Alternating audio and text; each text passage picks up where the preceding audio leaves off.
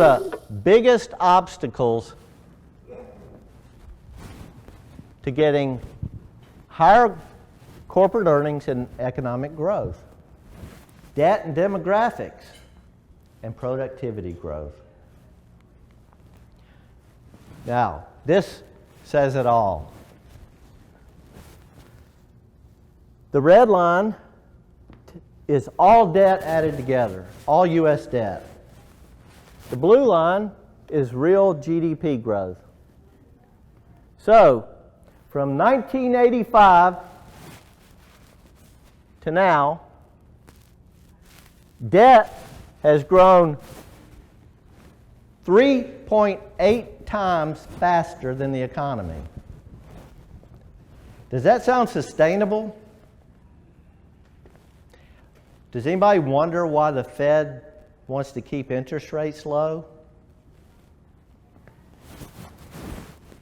Let me ask you another thing. We talk about the economy, and there is one area of the economy that has been good. We have jobs, right? We have the lowest unemployment rate in decades, right? So, why is that? Does that make sense? What number is excluded in the calculation of the unemployment rate? Those people that have dropped out of the labor force. For a $10 gift card to Starbucks, how many people, now I'll give you a hint, the working age population, meaning age 16 or higher, is about 259 million people that technically could work. Out of that 259 million, how many have dropped out of the labor force?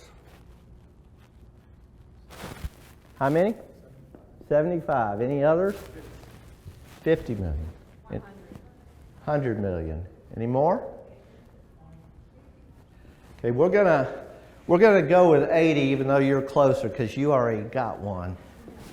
It's 96 million.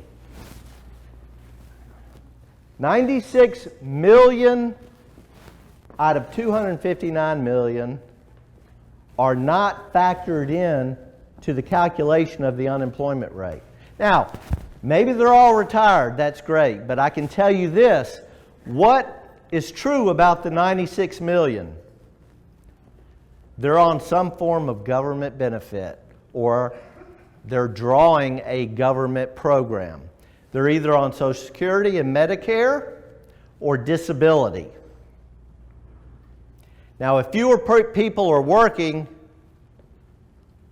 paying in, and more are drawing out, does that seem like that could be a problem in the future? Just remember that, 96 million, that's excluded. So you can actually have people, you could have the number of people unemployed fall, but they all drop out of the labor force. And the unemployment rate ends up going down, and people cheer that. So this tells you from a demographic standpoint, baby boomers are right about here. When do you spend your most money? Late 40s, early 50s. When you breach that peak, you start spending less. You're saving more, you're paying off debt, you're trying to get ready for retirement. Your spending changes.